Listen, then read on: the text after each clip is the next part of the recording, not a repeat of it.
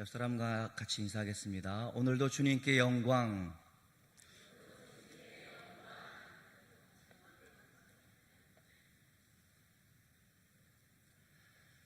목회 위험한 소명이라는 책이 있습니다. 그래서 목사와 연예인은 똑같다라고 이야기를 하면서 연예인이 대중들의 인기를 먹고 사는 것처럼 인기가 떨어지면 존재의 의미를 갖지 못하는데 목사도 마찬가지로 많은 성도들로 하여금 설교를 통해서 인정받고 싶어한다. 그리고 사람들의 칭찬을 은근히 기대하기 때문에 정말로 위험한 소명이라고 폴 트립은 그렇게 이야기를 합니다. 오늘은 세례 요한에 대해서 말씀을 드리고자 합니다. 그는 어릴 때부터 광야에서 살았고 그것이 익숙했고 구체적으로 내가 하나님을 위해서 어떤 일을 해야 되는지 알지 못했지만 또한 어떠한 사역이 내게 주어지는지 알지 못했지만 다만 하나님께서 어릴 때부터 구별하여 이곳에서 생활하게 하셨고 부르신 특별한 사명이 있다는 것을 알고 있었던 사람이 바로 세례 요한이었습니다. 그는 혼자 광야에서 외롭게 살면서 철저히 금욕적인 생활을 했어요. 고립된 삶을 살았고 드디어 그의 이름 앞에 별명이 세례 요한이라는 이름을 가지고 사람들 앞에 섰습니다. 그리고 사람들 앞에 외치기 시작합니다. 회개하라, 천국이 가까웠느니라. 그런데 전혀 그런 것은 기대하지 않았지만 엄청난 일이 일어났습니다. 사람들이 구름대처럼 세례 요한 앞에 몰려들었습니다. 거침없는 세례 요한의 설교에 그곳에 모인 모든 사람들의 마음을 시원하게 해주었고 그가 약대 털옷을 입고 검소한 생활을 하면서 광야에서 청렴결백하게 살았던 그의 모습이 그의 설교를 뒷받침해 주었습니다. 그동안의 사람들은 영적으로 피폐해져 있었기 때문에 사회적으로 불만이 많았기 때문에 세례 요한의 설교가 그들의 심령에 매우 적중하였습니다. 요한의 설교를 듣고서 수많은 유대 땅에 있는 사람들은 몰려들기 시작했습니다. 그 설교를 듣고 마음의 시원함을 느끼고 찔림을 느꼈습니다. 요한이 그들에게 세례를 베풀기 위해서 그들로 하여금 강으로 들어가라 말할 때에도 주저함 없이 강으로 들어가 세례를 받았습니다. 그들이 설교를 얼마나 진지하게 들었는가의 증거가 바로 세례였습니다. 그들이 물속에 들어가는 것은 쉽지 않은 일이었고 귀찮은 일이었음에도 불구하고 그들이 요한의 설교를 진지하게 받았기 때문에 세례를 받기 위해서 물속에 들어갔다라는 것입니다. 그들은 요한의 설교에 대해서 그렇게 진지하게 들었다는 것을 보여주고 있습니다. 아무튼 요한의 설교는 대단하여 많은 사람들을 모이게 하였고 많은 사람들 가운데 영향력을 주었던 설교였습니다. 만일 요한에게 백성들이 하나님께로 돌아와 회개하는 모습을 보고 싶었던 것이 그 사역의 목적이었다라고 한다면 그 사역은 성공적인 사역이었을 것입니다. 수많은 창녀들, 세리들, 모든 죄인들이 다 세례를 받으면서 죄를 자복하였고 과거의 삶을 청산하기 원하였기 때문에 그 사역이 그렇게 보일 수 있었고 엄청난 사역이라 말할 수 있을 것입니다. 많은 사람들이 그렇게 모이는 것은 하나님의 입장에서도 굉장히 좋은 일이라 우리는 생각할 수 있을 것 같아요. 요한에 대한 소문이 각처에 퍼져서 많은 사람들이 믿게 되어졌고 하나님 나라가 그만큼 확장되어졌다는 사실 때문에 긍정적인 일이라 우리는 말할 수 있을 것 같아요. 요한은 아마도 그렇게 많이 사람들이 모일 것이라 기대하지 않았을 것 같습니다. 계획도 해본 적도 없고 그 백성들이 하나님께 회개하고 돌아오는 것을 보고 싶었기 때문에 하나님께서 이 땅의 주인이어 주시고 우리의 참 하나님이심을 믿는 사람들이 다시금 그 마음 가운데 그런 신앙이 회복되기를 원했던 요한이었습니다. 그것만이 그에게 간절한 소원이었을 것이에요. 그래서 그는 광야에서 하나님과의 관계를 통해서 그에게 주어진 사역이 무엇인지 알게 되어졌고 고난 중에 있는 하나님의 백성들의 마음을 알아서 그들 가운데 주의 복음을 증거하는 것을 가장 기쁘고 즐겁고 맡겨진 사역에 감사함으로 그렇게 외쳤던 것이었습니다. 순수한 마음으로 오직 하나님만 바라볼 수 있도록 그렇게 외쳤던 것입니다. 그런데 사람들이 모였습니다. 사람들이 회개하기 시작합니다. 회개한 진심을 드러내기 위해서 세례를 받고자 합니다. 아침부터 저녁 늦게까지 세례받는 사람들이 그렇게 많았다라는 것입니다. 엄청난 부흥의 역사였고 놀라운 하나님의 역사라 우리는 그렇게 말할 수 있을 것 같아요. 그런데 언제부터인지 이렇게 많은 사람들이 모이는 것이 너무나 당연하게 생각이 되어집니다.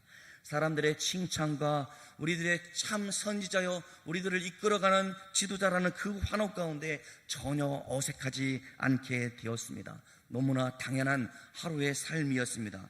그리고 얼마나 지나지 않았는데 그때 누가 나타났냐? 예수님께서 그 백성들 가운데 나타났습니다. 지금까지 그가 세례 요한에 했던 사역의 목적은 예수님을 증언하는 일이었고 예수님에 관하여 외치는 사역이었습니다. 그래서 세례 요한은 이렇게 말했지 않습니까? 보라, 세상 죄를 지고 가는 하나님의 어린 양은 오다. 나는 그의 신방끈을 푸는 것조차 감당할 수 없어서 나는 물로 세례를 주지만 저분은 물과 성령으로 세례를 줄 것이다 라고 그렇게 외쳤던 것입니다. 그런 외침들 가운데 백성들은 의아하게 생각하였고 그 도저히 그렇게 될 수 없다 펄쩍거리며 뜁니다. 도대체 이런 지도자가 어디 있단 말입니까? 사람들이 그렇게 환호하고 열광하는데 메시아가 당신이 아니냐라고 물었을 때 나는 절대로 메시아가 그리스도가 아니다. 저분이 우리가 기다리던 메시아입니다. 저분이 그리스도입니다 라고 말하던 그 말씀을 듣는 많은 사람들 가운데는 핵폭탄과 같은 메시지였던 것이었습니다. 예수님이 나타난 그 시간부터 사람들이 점점 세례 요한으로부터 멀어지기 시작하였고 빠져나가는 것을 보았습니다. 강기석을 가득 메웠던 사람들은 온데간데 없고 요한을 따라다니던 제자들 중에서도 일부가 예수님을 따라 나서게 되었습니다. 자꾸만 사람들이 줄어드는 원인이 무엇인지 요한의 제자들은 알았습니다. 예수님께서 그리 멀지 않는 곳에서 지금 세례를 베풀었기 때문입니다. 수많은 사람들이 세례 요한의 증언대로 그가 메시아라는 사실을 알고 그 소식을 들었던 사람들이 슬금슬금 빠져나가서 예수님께로 몰려들어가 세례를 받고 있었던 것입니다. 이거 정말 섭섭하기 이를 데 없는 모습입니다. 어떻게 세례 요한이 우리 선생님이 지금 이곳에서 세례를 베풀고 있는데 그리 멀지 않는 곳에서 저 예수가 우리 선생님이 그렇게 높여주었는데 저 예수가 그곳에서 세례를 베푼단 말인가? 우리 선생님이 그렇게 띄워주고 높여주었으면 아니 우리 선생님을 좀 배려해 주어야지 이렇게 가까운 곳에서 세례를 베풀어서 많은 사람들이 그곳으로 가게 한단 말인가? 라고 그의 제자들은 그렇게 말을 하기도 합니다. 요한의 제자들은 걱정이 되어져서 세례 요한에게 묻습니다. 선생님이 말한 저 사람한테 사람들이 다 몰려가고 있습니다. 이제는 선생님에게 세례를 받으러 오는 사람들도 별로 없습니다. 그때 세례 요한이 한 말씀이 오늘 말씀이에요. 그는 흥하여야 하겠고 나는 쇠하여야 하리라. 그런데 여러분 아십니까? 언제부터인가 우리 마음 가운데 아주 이 말씀이 아주 이 유명한 세례 요한의 고백이 우리 가운데 굉장히 어색한 말씀으로 우리 마음 가운데 있다라는 사실입니다. 그는 흥하여야 하겠고 나는 쇠하여야 하겠다는 이 말은 맞는 말입니다. 그러나 저를 포함한 여러분들 가운데 어떤 마음이 있냐면 그는 흥하여야 하겠고 나도 흥해야 된다라는 생각이 우리 가운데 있다라는 것이죠. 어제 페이스북을 보다가 조엘 오스틴, 여러분들이 잘 알고 있는 긍정적인 사고를 강조하는 그 목사님에 대해서 신랄하게 비판하는 목사님이 있는데 그분은 목사가 아니다, 그는 기독교가 아니다, 그는 이교다 라고 말하고 있고 우리가 아무리 긍정적인 생각을 한다 할지라도 우리 마음을 열어주지 않는다면 우리가 도저히 하나님도 알 수 없는데 그렇게 말하고 있는 그는 잘못되었다라고 신랄하게 비판하는 내용을 영상으로 보게 되어졌습니다. 오직 우리의 삶 가운데 우리 예수님이 높아져야 될 그 자리에 어쩌면 긍정적인 사고, 잘 되어진다, 이 땅 가운데 예수 믿으면 잘 먹고 잘 살게 되어진다라는 그런 사상이 그 위에 있는 것은 아닌지 그가 높아지는 것처럼 나도 높아질 수 있다는 생각이 저와 여러분들 가운데 있기 때문에 오늘 세례 요한의 이 말씀이 불편하게 그지 없다는 말입니다. 우리는 그렇게 생각하지 않습니다. 세례요한과 같이 그렇게 말하는 것이 아니라 우리가 최선을 다해서 열심을 다하여 몸된 교회를 섬기고 주의 복음을 위해서 헌신한다면 우리의 삶 가운데는 형통한 삶이 되어져야 된다라고 그렇게 말을 하게 되어집니다.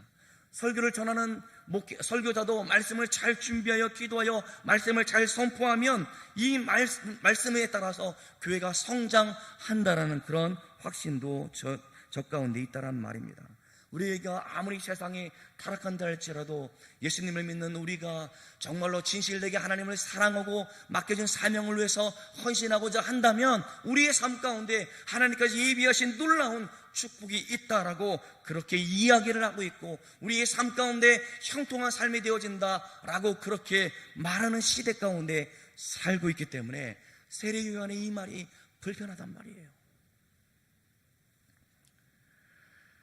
예수님의 흥함이 우리의 쇠함을 의미하지 않는다, 그렇게 말하는 것이 당연한 시대 가운데 살고 있단 말입니다. 예수님의 흥함은 곧 우리의 흥함을 의미하기 때문에 그는 흥하여야 하겠고 나는 쇠하여야 하리라 라는 말이 너무 불편하단 말입니다.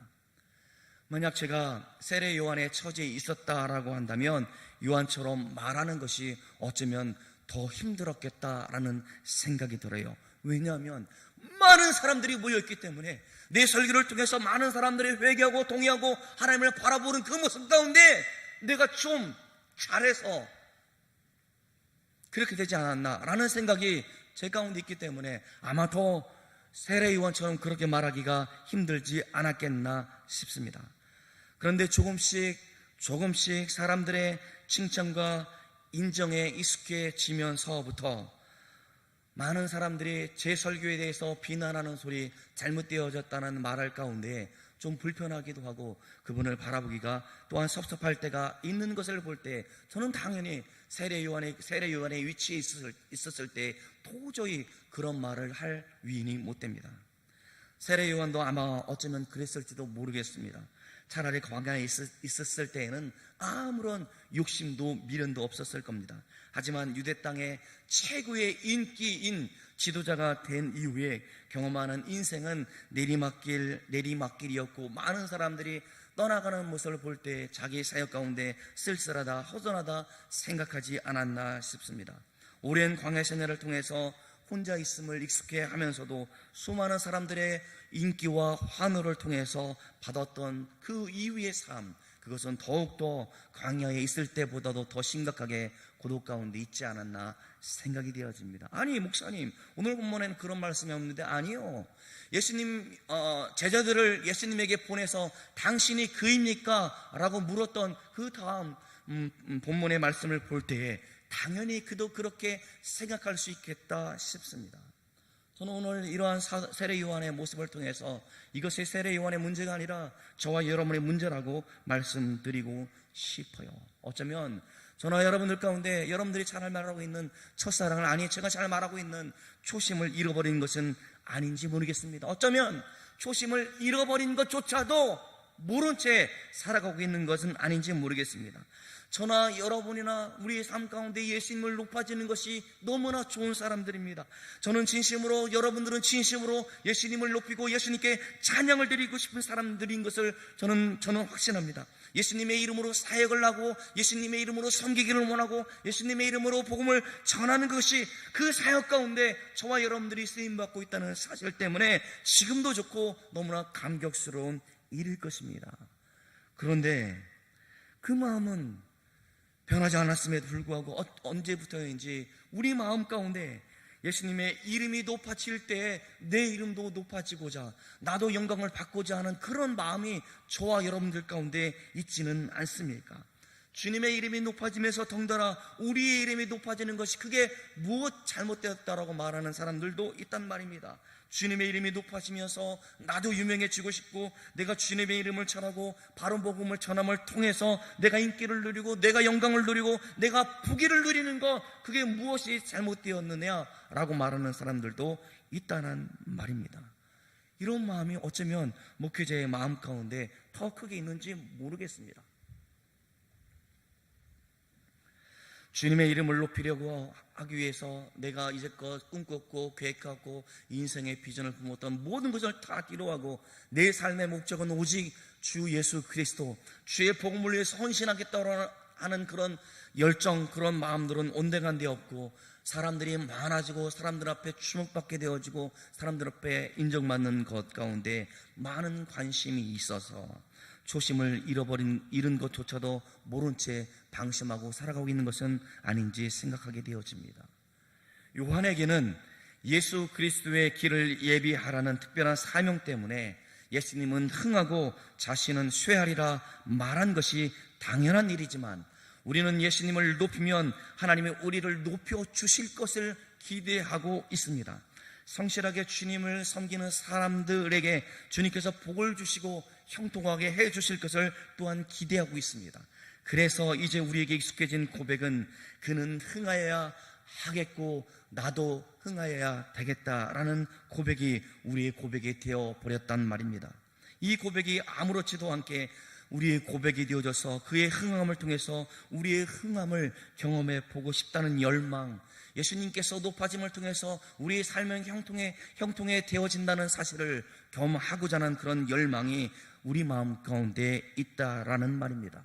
여러분, 이 말씀을 오해하지 마십시오. 주님을 온전히 섬기는 사람들은 다 망한다라고 말씀드리고 있는 말씀이 아니란 말입니다. 망하고 흥함이 궁극적인 목적이 되어지는 것이 아니라 예수 그리스도의 흥함이 우리 삶의 궁극적인 목표와 목적이 되어져야 된다는 사실을 말씀드리고 있는 것입니다. 다시 말하면 주님의 이름을 높이는 것이 그렇게 소중한 일이어서 내가 쇠하는 것쯤은, 내가 아무렇지 않게 되어지는 것쯤은 아무런 생각이 없다는 말입니다. 그것이 우리의 초심이었어요. 예수님의 흥함에 편승해서 덩달아서 높아지려고 하는 그러한 교만한 마음이 아니고, 이제는 쇠하지 않음이 제 인생의 궁극적인 목적이 돼버린 것은 아닌지 우리는 생각해 보아야 할 것입니다. 누군가가 우리 자신을 높여주고 존중하는 일은 굉장히 중요한 일일 것 같습니다. 또 주님의 나라와 영광을 위해서 내 자존심 상하는 것쯤은 그가 뭐 그리 대단한 일이라 말할 수 있겠습니까? 그런데 우리들이 얼마나 자존심을 내세우고 있는지, 교회 안에서 대접받기를 원하는지, 또 사람들의 인정에 목말라 하고 있는지 여러분, 우리 자신을 한번 돌아봤으면 좋겠습니다. 정말로 그리스도를 높이고자 하는 그런 열망만 가지고 있는지, 어쩌면 그러한 부수적인 일들, 그리스도의 높임을 통해서 내가 높아지고자 하는 그런 마음이 저와 여러분들 가운데 없는지 다시 한번 돌아보고자 그렇게 말씀드리고 있습니다. 주여, 주님만 높아지면 됩니다. 주님, 제가 잘 사는 것도 유명해지는 것도 저에게는 중요한 일이 아닙니다. 오직 주 예수 그리스도의 이름만 높아지기를 원합니다. 주님께서 부르신 그 부름에 합당하게 사역을 감당하기를 원하고, 저는 충성스럽게 묵묵히 맡겨진 일들 가운데 최선을 다하고자 하오니 주여, 주의 복음의 말씀만 선포하게 해주시고 하나님의 나라를 생각하게 해주시고 하나님의 백성들을 하나님의 마음으로 섬기게 하여 주옵소서. 이것이 저의 사역을 시작할 때 기도였고 제 마음이었습니다. 그런데 언제부터인가 자꾸 사람들이 보여지기 시작하고 사람들의 반응 가운데 민감해지게 생각합니다. 그리고 아무런 반응이 없을 때 왜 이렇게 나를 섭섭하게 대해주지? 이러면 곤란한데 라는 생각도 되어지고, 이렇게 최선을 다했다면 이제는 인정을 받아야 되지 않을까라는 그런 마음이 언제부턴가 들었을까요? 그것은 많은 사람들 가운데 주목받기 시작하였고 많은 사람들 가운데 인정받기 때문은 아닌지 생각하게 되어집니다. 이게 비단 저만의 문제입니까? 여러분의 몸된 교회를 섬기면서 여러분들이 몸을 다하여 마음을 다하여 최선을 다하여 섬기는 그 사역 가운데 누가 알아주지 않아도 섭섭하지 않습니까? 여러분들이 최선을 다하여 열심을 다하여 주님을 섬기고 몸으로 마음으로 교회를 오가는 그 기름값만 하더라도 집을 살 만큼 그렇게 열심으로 교회를 왔다 갔다 했는데, 하나님께서 이쯤에서 나에게 풍성한 은혜를, 형통한 축복을 주셔야 되지 않는가, 그런 마음이 언제부터 들었습니까? 그것은 어쩌면 많은 사람들 가운데 주목을 받고 싶었기 때문은 아닌지 생각하게 됩니다. 그는 흥하여야 하겠고 나는 쇠하여야 하리라는 이 말은 바로 그러한 마음을 경계하는 말씀으로 하나님께서 우리에게 주신 말씀이에요. 이것은 우리 그리스도인들이 주님의 영광을 위해서 산다고 말하면서도 그는 흥하여야 하겠고 나도 흥하여야 하리라는 그 마음이 깊이 자리매김하고 있다는 사실을 알고 있기 때문에 주님께서는 제자로 살 때에는 주님만 높이는 삶을 사는 것이 제자라는 사실을 우리에게 상기시켜 주기 위해서 이 말씀을 우리 가운데 주셨다라는 말이에요. 이런 고백이 되었으면 좋겠습니다. 주님 괜찮아요. 주님만 똑바질 수 있다면 괜찮습니다. 내 자존심 상하는 그것 괜찮습니다. 주님께로만 영광 돌리는 삶이라면 그것 괜찮습니다. 그것이 주님이 기뻐하시는 일이라면 수모도 당해도 괜찮고 수구도 해도 괜찮고 내가 몸이 부서져라도 괜찮습니다 라는 고백이 지금은 바보처럼 들린단 말입니다.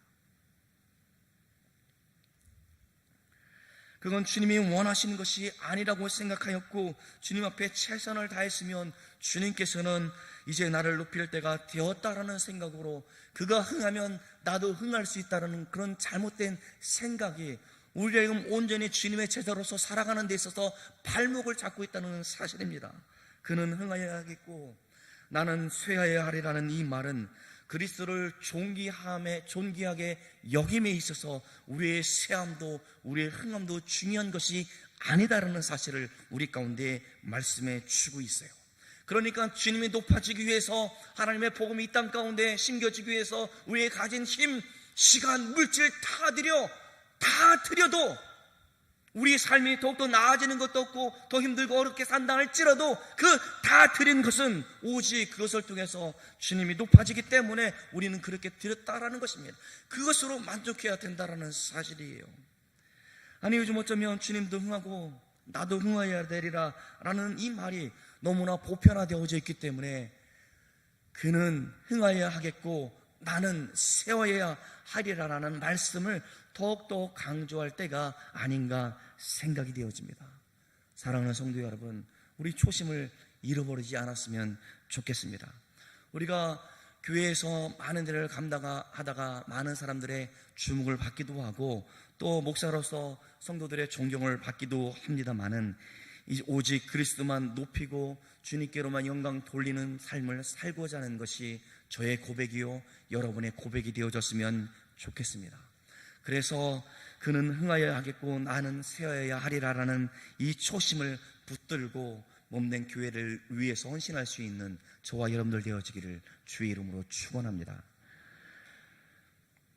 그런데요, 그 일이 얼마나 어려운 일인지, 그 일이 얼마나 힘든 일인지 끊임없이 우리의 마음 가운데 영광의 자리에 가고자 하는 마음이 있어요. 이 마음을 억누를 그 무엇도 우리 안에는 없기 때문에 우리는 겸손히 엎드려 주의 도우심을 구해야 합니다. 주님, 내 안에 이러한 욕망들을 주여 주의 성령께서 눌러주시옵시고 오직 주님의 영광을 바라보는 그 믿음을 내게 더하여 주셔서 내가 주님의 몸된 교회를 위해서 온 힘을 다하여 헌신하고자 하오니 주여 그것만으로 살을 수 있도록 주여 내 마음 가운데 함께하여 주옵소서. 이런 고백이 우리 가운데 있어야 할 줄로 믿습니다. 주님이 흥하심에 편승해서 뭔가를 얻고자 하는 유혹, 충동, 이거 붙잡기 힘듭니다. 여러분, 우리 매스컴에서 나오는 교회의 많은 문제들 가운데, 지도자들의 문제들 가운데 저는 예전에 젊었을 때 그러면 안 되지, 정말 한국교회가 망할 징조야, 이렇게 비판의 소리를 높였습니다마는 점차로 목회 연륜이 쌓일 때마다 두렵고 떨리는 것이 나도 그 위치에 가면 충분히 그럴 수 있다라는 사실이 제게 발견되어지기 때문에 더욱 두렵습니다. 이게 저만의 문제입니까? 우리 교회 안에서도 그런 문제가 있다는 말입니다. 정말 많은 사람들을 섬기고 그 성도들을 위해서 헌신하고자 하는 그런 마음을 가지고 직분을 받았음에도 불구하고 어쩌면 그분들이 여러분들의 눈앞에 없는 것은 아닌지 여러분 스스로 돌아봤으면 좋겠어요. 아니요, 물론 지금도 헌신적으로 모든 것을 쏟아부으면서 섬기는 분들이 있어서 주님의 몸된 교회가 이렇게 잘 하나님의 영광 가운데 성장되어진다, 저는 그렇게 믿고 싶습니다. 그러나 혹 그런 마음이 우리 가운데 일이라도 있다라고 한다면 주님, 저는 아무래도 좋습니다. 주님께로만 영광 돌리는 일이라면 저는 괜찮습니다 라는 고백이 있어야 되지 않겠나 싶습니다. 사랑하는 성도 여러분, 저와 여러분들이 이러한 초심을 잊지 않기를 바랍니다. 사람들에게 섭섭하고 전처럼 그렇게 잘 나가는 것 같지 않고 성공적이지 않고 또 너무 힘들고 어렵고 너무나 외롭고 주님을 높이고 싶어서 그는 흥하여야 하리라는 이 고백이 하나님 앞에서 있었으면 좋겠습니다. 여러분의 삶이 너무 답답한 거 압니다. 너무 억울한 것도 압니다. 여러분의 삶 가운데 누구나 인정해 주지 않아서 그것 때문에 나는 괜찮은데 옆에 있는 사람들이 수군거리는 것도 참아내고 있는 것도 압니다. 그러나 그 안타까움 가운데에서도 저와 여러분들이 믿었던, 그리고 지금도 사랑했던 주님을 향한 우리의 고백이, 주님께로만 영광 돌리고자 하는 그러한 고백이 저와 여러분들 가운데 있었으면 좋겠습니다. 사랑하는 성도 여러분, 예수님을 우리가 높이는 것이, 그의 이름을 높이는 그것 얼마나 중요한 일인지 몰라요. 내 이 땅 가운데 살아갈 이유와 목적을 알지 못했을 때에 우리로 하여금 하나님을 알 수 있도록 우리 가운데 주의 성령께서 우리의 눈을 열어주시옵시고, 우리 주님께서 물과 피를 다 흘려주시기까지 우리를 사랑하신 그 은혜를 깨닫게 도와주시고, 우리로 하여금 이 땅 가운데 살아갈 때에 오직 주님의 영광을 위해 살고자 하는 그런 마음을 주셨던 그분께 오늘도 몸을 드리기를 원합니다. 마음을 드리길 원합니다. 시간을 드리길 원합니다. 물질을 드리길 원합니다. 우리의 고백이 오직 하나님께 영광, 이런 고백이 있기를 주의 이름으로 축원합니다.